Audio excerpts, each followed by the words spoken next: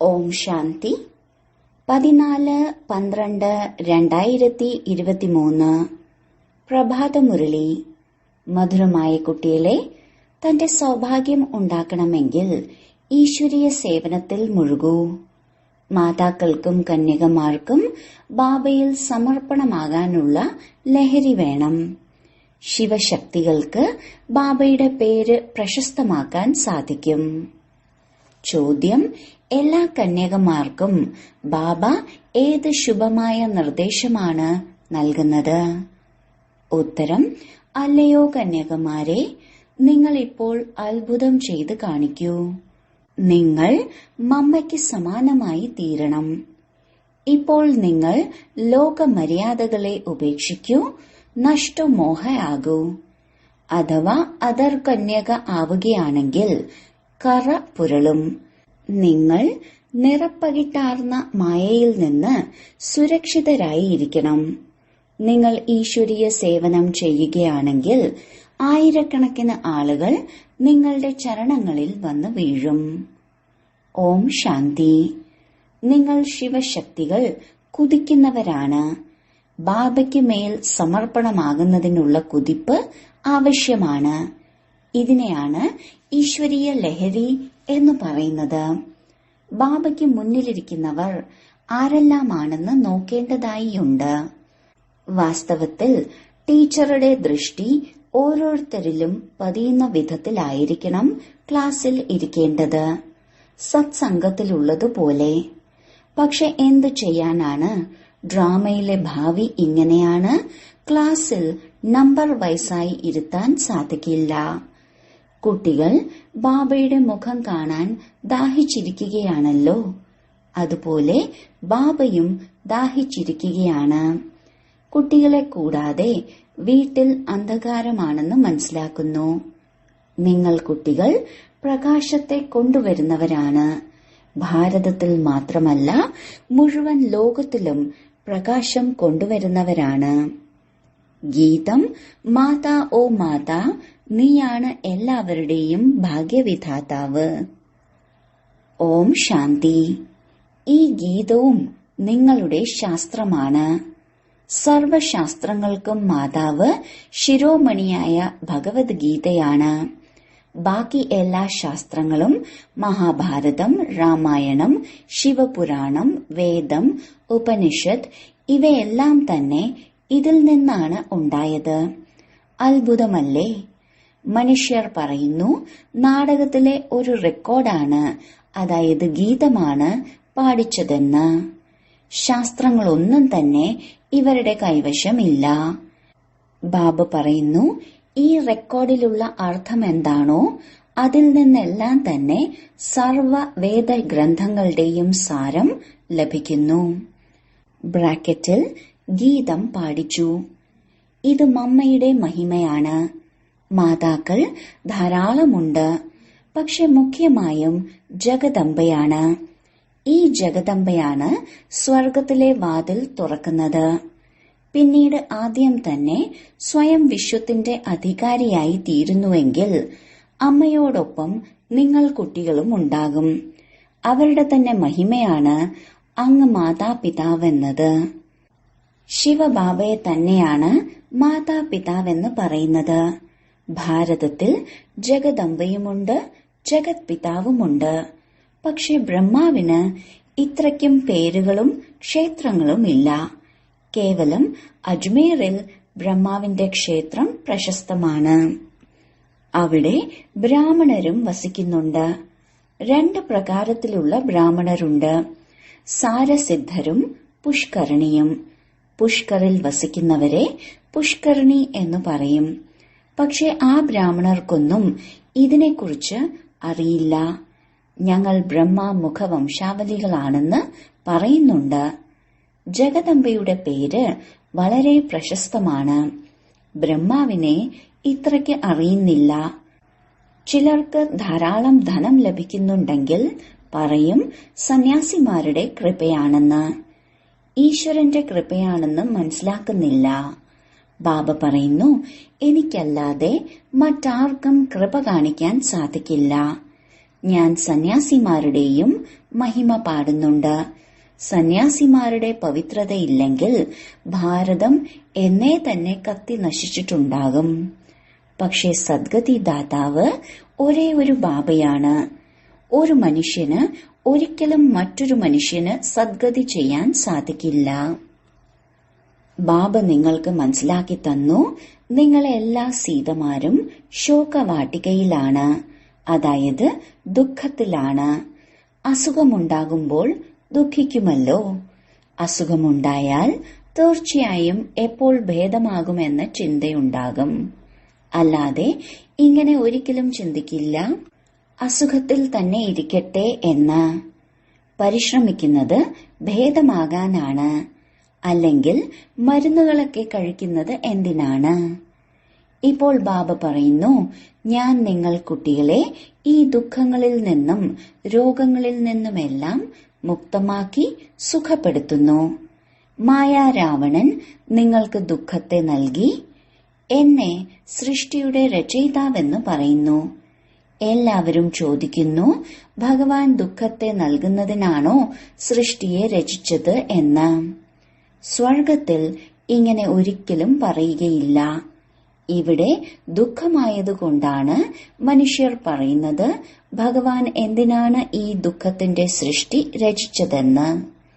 മറ്റൊരു ജോലിയും ഉണ്ടായിരുന്നില്ലേ? പക്ഷേ ബാബ പറയുന്നു, ഇത് സുഖദുഃഖത്തിന്റെയും ജയപരാജയത്തിന്റെയും കളിയാണ് ഉണ്ടാക്കപ്പെട്ടിട്ടുള്ളത്. ഭാരതത്തിൽ തന്നെയാണ് രാമന്റെയും രാവണന്റെയും കളി. ഭാരതം രാവണനോട് തോറ്റുപോയി. പിന്നെ രാവണനു മേൽ വിജയം പ്രാപ്തമാക്കി രാമന്റേതായി തീരുന്നു.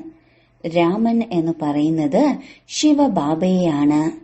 രാമന്റെയും പിന്നീട് ശിവന്റെയും പേര് പറയണം മനസ്സിലാക്കി കൊടുക്കുന്നതിന് വേണ്ടി. ശിവബാബ കുട്ടികളുടെ അധികാരി അല്ലെങ്കിൽ നാഥനാണ്. ബാബ നിങ്ങളെ സ്വർഗത്തിന്റെ അധികാരി ആക്കുകയാണ്. ബാബയുടെ സമ്പത്താണ് സ്വർഗത്തിന്റെ പ്രാപ്തി. പിന്നീട് അതിലും പദവിയുണ്ട്. സ്വർഗത്തിൽ ദേവതകളാണ് വസിക്കുന്നത്. ശരി, സ്വർഗത്തെ സ്ഥാപിക്കുന്നവരുടെ മഹിമ കേൾക്കൂ. ബ്രാക്കറ്റിൽ പിന്നെയും ഗീതം കേൾപ്പിച്ചു. ഭാരതത്തിന്റെ സൗഭാഗ്യവിധാതാവ് ഈ ജഗദംബയാണ്. അവരെ ആരും തന്നെ അറിയുന്നില്ല. അംബാജിയിൽ ധാരാളം പേർ പോകുന്നുണ്ടാവും. ഈ ബാബയും ഒരുപാട് തവണ പോയിട്ടുണ്ട്. ബബുൽനാഥന്റെ ക്ഷേത്രത്തിൽ, ലക്ഷ്മി നാരായണന്റെ ക്ഷേത്രത്തിൽ അനേക തവണ പോയിട്ടുണ്ട്. പക്ഷേ ഒന്നും തന്നെ അറിഞ്ഞിരുന്നില്ല. എത്ര വിവേകഹീനരായിരുന്നു. ഇപ്പോൾ ഞാൻ ഇവരെ എത്ര വിവേകശാലിയാക്കി മാറ്റി. ജഗദംബയുടെ ടൈറ്റിൽ എത്ര ഉയർന്നതാണ്. ഭാരതത്തിന്റെ സൗഭാഗ്യവിധാതാവ്. ഇനി നിങ്ങൾ അംബാജിയുടെ ക്ഷേത്രത്തിൽ പോയി സേവനം ചെയ്യണം. ജഗദംബയുടെ 84 ജന്മങ്ങളുടെ കഥയെക്കുറിച്ച് മനസ്സിലാക്കി കൊടുക്കണം. ഇങ്ങനെയുള്ള ക്ഷേത്രങ്ങൾ ധാരാളമുണ്ട്. മമ്മയുടെ ഇപ്പോഴത്തെ ചിത്രം കാണിച്ചു കൊടുത്താൽ അംഗീകരിക്കുകയില്ല. ശരി, അംബാജിയുടെ മൂർത്തിയെക്കുറിച്ച് തന്നെ മനസ്സിലാക്കി കൊടുക്കൂ. അതിനോടൊപ്പം ഈ പാട്ടും കൊണ്ടുപോകൂ. സേവനം ധാരാളമുണ്ടല്ലോ. പക്ഷെ സേവനം ചെയ്യുന്ന കുട്ടികളിൽ സത്യത ആവശ്യമാണ്. നിങ്ങൾ ഈ ഗീതത്തിന്റെ അർത്ഥം ജഗദംബയുടെ ക്ഷേത്രത്തിൽ കൊണ്ടുപോയി മനസ്സിലാക്കി കൊടുക്കൂ. ജഗദംബയും കന്യകയാണ്, ബ്രാഹ്മണിയാണ്. ജഗദംബയ്ക്ക് എന്തിനാണ് ഇത്രയും ഭുജങ്ങൾ നൽകിയിരിക്കുന്നത്? കാരണം അവരുടെ സഹയോഗികളായ കുട്ടികൾ ധാരാളമുണ്ട്. ശക്തി സൈന്യമല്ലേ? ചിത്രങ്ങളിൽ അവർക്ക് അനേകം കൈകൾ കാണിച്ചു കൊടുത്തിട്ടുണ്ട്. ശരീരത്തെ എങ്ങനെയാണ് കാണിക്കുന്നത്?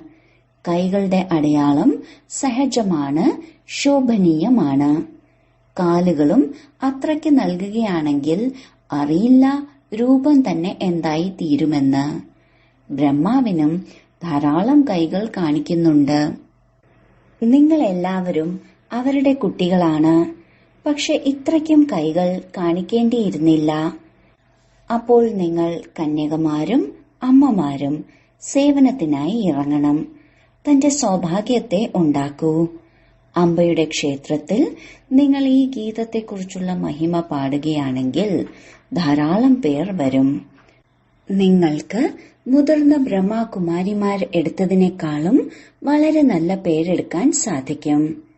ഈ ചെറിയ ചെറിയ കന്യകമാർക്ക് അത്ഭുതം കാണിക്കാൻ സാധിക്കും. ബാബ കേവലം ഒരാളെയല്ല പറയുന്നത്, എല്ലാ കന്യകമാരെയും കുറിച്ചാണ്. ആയിരക്കണക്കിന് ആൾക്കാർ നിങ്ങളുടെ ചരണങ്ങളിൽ വന്ന് വീഴും. നിങ്ങളുടെ ചരണങ്ങളിൽ വന്ന് വീഴുന്ന പോലെ മറ്റുള്ളവരുടെ ചരണങ്ങളിൽ വീഴില്ല. പക്ഷെ ഇതിൽ ലോകമര്യാദയെ ഉപേക്ഷിക്കണം. തീർത്തും നഷ്ടമോഹയായി തീരണം. പറയണം, എനിക്ക് വിവാഹം കഴിക്കണ്ട. ഞങ്ങൾ പവിത്രമായിരുന്നു കൊണ്ട് ഭാരതത്തെ സ്വർഗമാക്കി മാറ്റാനുള്ള സേവനം ചെയ്യും. അധർകുമാരിമാർക്ക്, അതായത് മാതാക്കൾക്ക് പിന്നെയും കറ പറ്റിയിട്ടുണ്ടാവും. കുമാരിമാർ വിവാഹം കഴിക്കുന്നതോടെ കറ പുരളാൻ ആരംഭിക്കുന്നു. മായ പല നിറങ്ങൾ പതിക്കുന്നു. മനുഷ്യൻ ഈ ജന്മത്തിൽ എന്തിൽ നിന്ന് എന്തായി തീരുന്നു? മമ്മയും ഈ ജന്മത്തിലാണ് മമ്മയായി തീർന്നത്.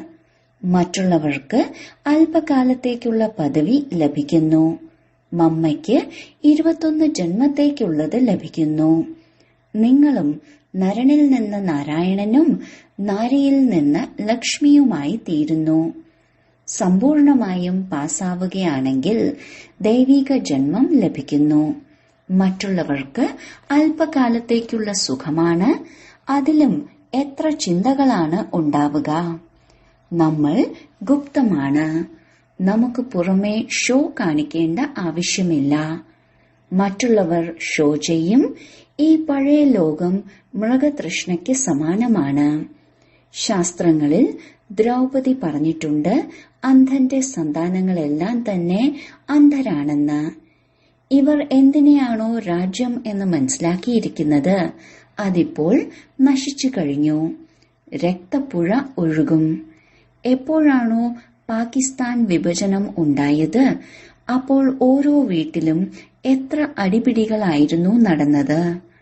ഇപ്പോഴാണെങ്കിൽ പുറത്തു പോകുമ്പോൾ വഴിയിൽ വെച്ച് തന്നെ അടിപിടി നടത്തുന്നുണ്ട്. എത്ര രക്തമാണ് ഒഴുകുന്നത്. എന്താ ഇതിനെ സ്വർഗമെന്ന് പറയുമോ? എന്താ ഇതാണോ പുതിയ ഡൽഹി അല്ലെങ്കിൽ പുതിയ ഭാരതം? പുതിയ ഭാരതം സ്വർഗമായിരുന്നു. ഇപ്പോൾ വികാരങ്ങൾ പ്രവേശിച്ചിട്ടുണ്ട്. ഇത് വളരെ വലിയ ശത്രുക്കളാണ്. രാമന്റെയും രാവണന്റെയും ജന്മം ഭാരതത്തിലാണ് കാണിക്കുന്നത്. ശിവജയന്തി വിദേശത്ത് ആഘോഷിക്കുന്നില്ല, ഇവിടെയാണ് ആഘോഷിക്കുന്നത്. രാവണൻ എപ്പോഴാണ് വരുന്നതെന്ന് നിങ്ങൾക്കറിയാം. എപ്പോഴാണോ പകൽ പൂർത്തിയായി രാത്രി വരുന്നത് അപ്പോഴാണ് രാവണൻ വരുന്നത്. ഈ സമയത്തെയാണ് വാമമാർഗം എന്ന് പറയുന്നത്. വാമമാർഗത്തിലേക്ക് പോകുന്നതിലൂടെ ദേവതകളുടെ അവസ്ഥ എന്തായിത്തീർന്നു എന്ന് കാണിക്കുന്നുണ്ട്. കുട്ടികൾ സേവനം ചെയ്യണം. ആരാണോ സ്വയം ഉണർന്നിരിക്കുന്നത് അവർക്കേ മറ്റുള്ളവരെ ഉണർത്താൻ സാധിക്കൂ. ബാബ ശുഭചിന്തകനാണ്. ഇവർക്ക് മായയുടെ അടി ഏൽക്കരുത് എന്ന് ചിന്തിക്കുന്നു. കാരണം അസുഖം പിടിപെട്ടാൽ സേവനം ചെയ്യാൻ സാധിക്കില്ല. ജഗദംബയ്ക്കാണ് ജ്ഞാനകലശം ലഭിക്കുന്നത്, ലക്ഷ്മിക്കല്ല. ലക്ഷ്മിക്ക് ധനം നൽകിയിട്ടുണ്ട്. ഇതിലൂടെ ദാനം ചെയ്യാൻ സാധിക്കുന്നു. പക്ഷെ സത്യയുഗത്തിൽ ദാനം ഉണ്ടാകുന്നില്ലല്ലോ. ദാനം ചെയ്യുന്നത് എപ്പോഴും പാവപ്പെട്ടവർക്കാണ്. അപ്പോൾ കന്യകമാർ ഇതുപോലെ ക്ഷേത്രങ്ങളിലെല്ലാം പോയി സേവനം ചെയ്യുകയാണെങ്കിൽ ധാരാളം പേർ വരും. സബാഷ് നൽകും, ചരണങ്ങളിൽ വീഴും. മാതാക്കൾക്കും ബഹുമാനമുണ്ട്. മാതാക്കൾ കേൾക്കുന്നതിലൂടെ അവരുടെ മുഖം വിടരുന്നു. പുരുഷന്മാർക്ക് അവരുടേതായ ലഹരിയും ഉണ്ടാവുമല്ലോ. ബാബ മനസ്സിലാക്കി തന്നിട്ടുണ്ട്, ഈ സാകാരി ബ്രഹ്മാവ് ബാഹർയാമിയാണ്. ഇവരുടെ ഉള്ളിലിരിക്കുന്ന ഈശ്വരൻ ഉയർന്നതിലും ഉയർന്ന ഈശ്വരനാണ്. കൃഷ്ണനെ ലോർഡ് കൃഷ്ണ എന്ന് പറയാറുണ്ട്. നമ്മൾ പറയുന്നു, കൃഷ്ണന്റെയും ഈശ്വരനാണ് ആ പരമാത്മാവ്. ആ ഈശ്വരന് ഈ ശരീരമാകുന്ന വീട് നൽകിയിരിക്കുകയാണ്. ഇവർ ലാൻഡ് ലോർഡും ലാൻഡ് ലേഡിയും, അതായത് വീട്ടുടമസ്ഥനും വീട്ടുടമസ്ഥയും ആണ്. ഇവർ മെയിലുമാണ് ഫീമെയിലുമാണ്. അത്ഭുതമല്ലേ? ഭോഗ് വെച്ചുകൊണ്ടിരിക്കുന്നു. ശരി, ബാബയ്ക്ക് എല്ലാവരുടെയും സ്നേഹസ്മരണ നൽകണം. വലിയ ഉസ്താദിന് സന്തോഷത്തോടെയാണ് സലാം കൊടുക്കുന്നത്. ഇത് ഒരു ആചാര രീതിയാണ്. എങ്ങനെയാണോ ആരംഭത്തിൽ സാക്ഷാത്കാരമുണ്ടായത്, അതേപോലെ അന്തിമത്തിലും ബാബ ധാരാളം രസിപ്പിക്കും. ആബുയിൽ ധാരാളം കുട്ടികൾ വരും. ആരുണ്ടാകുമോ അവർ എല്ലാം കാണും. ശരി, മധുരമധുരമായ വളരെ കാലങ്ങൾക്ക് ശേഷം തിരിച്ചു കിട്ടിയ കുട്ടികളെ പ്രതി മാതാവും പിതാവുമായ ബാബ്ദാദയുടെ സ്നേഹസ്മരണയും പുലർക്കാല വന്ദനവും. ആത്മീയ അച്ഛന്റെ ആത്മീയ കുട്ടികൾക്ക് നമസ്കാരം. രാത്രി ക്ലാസ് 8/4/1968. ഇത് ഈശ്വരീയ ദൗത്യമാണ് നടന്നുകൊണ്ടിരിക്കുന്നത്. ആരാണോ ദേവീ ദേവതാ ധർമ്മത്തിലേത് അവർ മാത്രമാണ് വരുന്നത്. എങ്ങനെയാണോ അവർ തന്റെ മിഷണറിയിലൂടെ ക്രിസ്ത്യാനികളാക്കി മാറ്റുന്നത്, ആരാണോ ക്രിസ്ത്യാനികളാകുന്നത് അവർക്ക് ക്രിസ്ത്യൻ ധർമ്മത്തിൽ സുഖം ലഭിക്കുന്നു, നല്ല പ്രതിഫലം ലഭിക്കുന്നു. അതുകൊണ്ട് ധാരാളം പേർ ക്രിസ്ത്യാനികളായി തീരുന്നു. ഭാരതവാസികൾക്ക് ഇത്രയ്ക്കും പ്രതിഫലം നൽകാൻ സാധിക്കില്ല. ഇവിടെ ധാരാളം അഴിമതിയുണ്ട്. ഇടയ്ക്ക് കൈക്കൂലി വാങ്ങിച്ചില്ലെങ്കിൽ ജോലിയിൽ നിന്ന് പിരിച്ചുവിടും. അപ്പോൾ കുട്ടികൾ ബാബയോട് ചോദിക്കും, ബാബ ഈ അവസ്ഥയിൽ എന്ത് ചെയ്യുമെന്ന്. പറയുന്നു, യുക്തിപൂർവം പെരുമാറൂ. പിന്നീടതിനെ ശുഭമായ കാര്യത്തിൽ ഉപയോഗിക്കൂ. ഇവിടെ എല്ലാവരും ബാബയെ വിളിക്കുന്നു, വന്ന പതീതത്തിൽ നിന്ന് പാവനമാക്കി മാറ്റൂ, മുക്തമാക്കൂ, വീട്ടിലേക്ക് കൊണ്ടുപോകൂ എന്ന്. അച്ഛൻ തീർച്ചയായും വീട്ടിലേക്ക് കൊണ്ടുപോകുമല്ലോ. വീട്ടിലേക്ക് പോകുന്നതിന് വേണ്ടി തന്നെയാണ് ഇത്രയ്ക്കും ഭക്തിയെല്ലാം ചെയ്യുന്നതും. പക്ഷെ അച്ഛൻ വന്നാൽ മാത്രമേ കൊണ്ടുപോകൂ. ഭഗവാൻ ഒന്നു മാത്രമാണ്, അല്ലാതെ എല്ലാവരിലും ഭഗവാൻ വന്ന് സംസാരിക്കുന്നില്ല. അവർ വരുന്നത് തന്നെ സംഗമത്തിലാണ്. ഇപ്പോൾ നിങ്ങൾക്ക് ഇങ്ങനെയുള്ള കാര്യങ്ങളൊന്നും തന്നെ അംഗീകരിക്കേണ്ട. ആദ്യം അംഗീകരിച്ചിരുന്നു. നിങ്ങൾ പറയുന്നു, ആദ്യം ഞങ്ങൾ പൂജ ചെയ്യുമായിരുന്നു, ഇപ്പോൾ ബാബ വന്നിരിക്കുന്നു നമ്മളെ പൂജ്യ ദേവതയാക്കി മാറ്റാൻ. സിഖുകാർക്കും നിങ്ങൾ മനസ്സിലാക്കി കൊടുക്കണം, ഇങ്ങനെ ഒരു മഹിമയില്ലേ മനുഷ്യനിൽ നിന്നും ദേവതയാക്കാൻ. ഭഗവാന് സമയമധികം എടുത്തില്ല എന്ന്. ദേവതകളുടെ മഹിമയാണല്ലോ. ദേവതകൾ സത്യയുഗത്തിലാണ് വസിക്കുന്നത്. ഇപ്പോൾ കലിയുഗമാണ്. ബാബയും ഈ സംഗമയുഗത്തിൽ പുരുഷോത്തമനായി തീരാനുള്ള പഠിപ്പാണ് നൽകുന്നത്. ദേവതകളാണ് എല്ലാവരിലും വെച്ച് ഉത്തമം. അതുകൊണ്ടാണ് ഇത്രയ്ക്കും പൂജ ലഭിക്കുന്നത്. ആരുടെ പൂജയാണോ ചെയ്യുന്നത് അവർ തീർച്ചയായും എപ്പോഴോ ഉണ്ടായിരുന്നു, പക്ഷെ ഇപ്പോഴില്ല. മനസ്സിലാക്കുന്നു, ഈ രാജധാനി കാലഹരണപ്പെട്ടു പോയെന്ന്. ഇപ്പോൾ നിങ്ങൾ ഗുപ്തമാണ്, ആർക്കും തന്നെ അറിയില്ല നമ്മൾ വിശ്വത്തിന്റെ അധികാരിയായി മാറാൻ പോകുന്നു എന്ന്. നിങ്ങൾക്കറിയാം നമ്മൾ പഠിച്ച് ഇതായി തീരുന്നു എന്ന്. അപ്പോൾ പഠിപ്പിനു മേൽ പൂർണ്ണ ശ്രദ്ധ നൽകണം. ബാബയെ വളരെ സ്നേഹത്തോടെ ഓർമ്മിക്കണം. ബാബ നമ്മെ വിശ്വത്തിന്റെ അധികാരിയാക്കി മാറ്റുന്നുവെങ്കിൽ എന്തുകൊണ്ട് ഓർമ്മിച്ചുകൂടാ? പിന്നെ ദൈവിക ഗുണങ്ങളും ആവശ്യമാണ്. ശരി, ആത്മീയ കുട്ടികൾക്ക് ആത്മീയ അച്ഛന്റെയും ദാദയുടെയും സ്നേഹസ്മരണയും ഗുഡ് നൈറ്റും നമസ്കാരവും. ധാരണയ്ക്കുള്ള മുഖ്യസാരം. 1. ഈ ലോകത്തിൽ പുറമേ ഉള്ള ഷോ കാട്ടരുത്. സമ്പൂർണമായും പാസ്സാകുന്നതിനു വേണ്ടി ഗുപ്ത പുരുഷാർത്ഥം ചെയ്യണം. 2.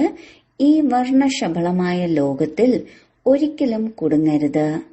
നഷ്ടമോഹയായി തീർന്ന് ബാബയുടെ പേരിനെ പ്രശസ്തമാക്കാനുള്ള സേവനം ചെയ്യണം. എല്ലാവരുടെയും സൗഭാഗ്യത്തെ ഉണർത്തണം. വരദാനം: ഹൃദയേശ്വരനായ ബാബയുടെ ഓർമ്മയിലൂടെ 3 കാലങ്ങളെയും നല്ലതാക്കി മാറ്റുന്ന ഇച്ഛാമുക്തരായി ഭവിക്കട്ടെ. ഏത് കുട്ടികളുടെ ഹൃദയത്തിലാണോ ഹൃദയേശ്വരനായ ബാബയുടെ സ്മൃതിയുള്ളത്, അവർ സദാ ആഹാ ആഹാ എന്ന ഗീതം പാടിക്കൊണ്ടിരിക്കും.